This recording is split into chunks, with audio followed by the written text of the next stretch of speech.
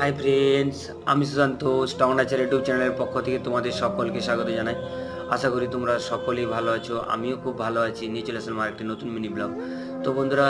আজ আমাদের কলকাতা পুলিশের ফিলিমসের এক্সাম ছিল, তো সেটা দিয়ে আসার পর আমরা অনেক বন্ধুর মিলে আলোচনা করছিলাম যে আমাদের এক্সামের তো এখন অনেকটাই দেরি, কিন্তু নিজেদেরকে মোটিভেট রাখবো কী করে? অনেক সময় মন খারাপ হয়ে যাচ্ছে, এক্সাম কবে হবে, ওবিসি কেস কবে মিটবে। তো আমি একটা কথাই বলবো যে সব থেকে যখনই এরকম মনে হবে যে আমরা কি করব, আমাদের আর কিছু করার নেই, আমরা কি পারবো, এরকম যখন মনে হবে তখনই মনে করতে হবে আমাদের সেই দুটি মানুষের কথা,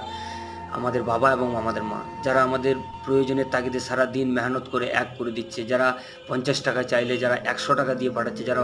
400 টাকা চাইলে 500 টাকা দিয়ে পাঠাচ্ছে, যে না আমার ছেলে মেয়েদের কোনো যেমন না অসুবিধা হয়, তারা যেমন তাদের প্রয়োজনের যা কিছু জিনিস, পড়াশোনার সমস্ত কিছু যেমন তাদের কাছে উপযুক্ত মজুদ থেকে, তাই তাদের কথা ভেবে, নিজের পরবর্তী জীবনের কথা ভেবে আমাদেরকে কঠোর থেকে কঠোর